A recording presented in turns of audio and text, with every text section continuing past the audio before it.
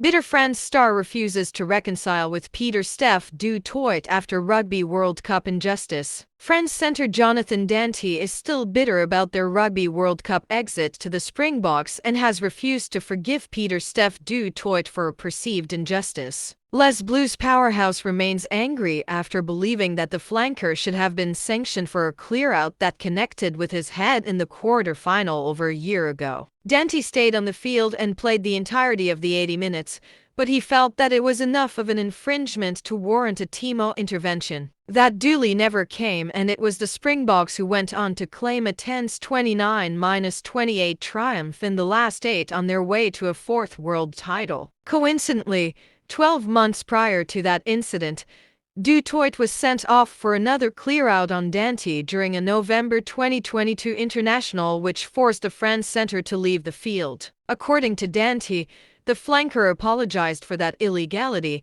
but the La Rochelle star is still seething for what was, in his view, the same type of hit at the World Cup. He had sent me a message to apologize for the first one, but the second time, I found it quite surprising that it was a fairly similar action, he told Midi Olympique. I'm looking to steal the ball at the breakdown, but stealing the ball a meter from the ruck, it can be a bit complicated.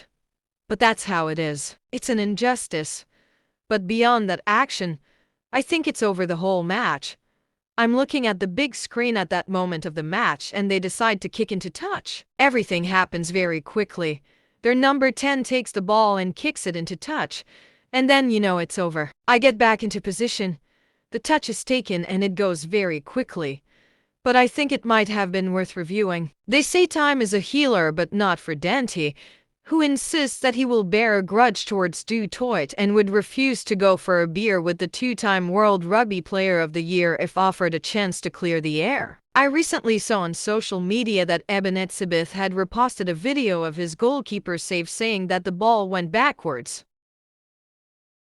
Ireland great Alan Quinlan claims that Mac Henson is correct over his assumption that Connacht have been the victim of some bad refereeing calls. The wing launched into an extraordinary tirade following his side's 20-12 United Rugby Championship defeat to Leinster at the weekend. Henson felt that the officiating was inconsistent with a couple of incidents particularly frustrating the Ireland star. While the referee and his TMO deliberated over Josh Ioane's hit on Gus McCarthy, they did not even look at Jordie Barrett's clean-out on Bendiaki, which saw the latter clutch his head. Although Henson did not state that Leinster themselves were consistently the beneficiaries of favourable refereeing, it led to a wider debate around how the top teams are officiated. And Munster legend Quinlan, who was part of 2 Champions Cup triumphs in 2006 and 2008, duly had his say on the matter. If you're going back, it's not just this game.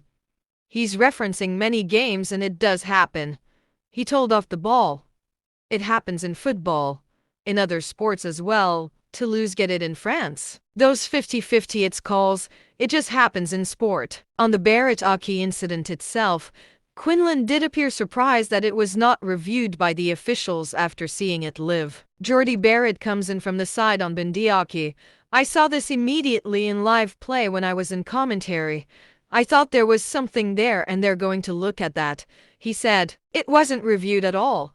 There were a couple of replays and they never got into it and never pushed to look at it. Henson and Connacht have garnered plenty of sympathy for their viewpoint, as well as an appreciation for the wing's honesty post-match, but equally the sport takes pride in its respect for the match officials. The Ireland star's frustration appeared to be with the whole officiating team, rather than just the referee, but Chris Busby has naturally found himself in the midst of a storm, with the likes of Wayne Barnes and Tom Foley revealing that they received death threats in the wake of last year's Rugby World Cup. Some will argue that comments such as Henson's will harm the game and lead to an increase in abuse. Meanwhile, others state that match officials need to be made more accountable for their decisions. As for Quinlan, the former back rower felt that Henson was slightly out of line for the way he expressed himself, despite admiring his honesty.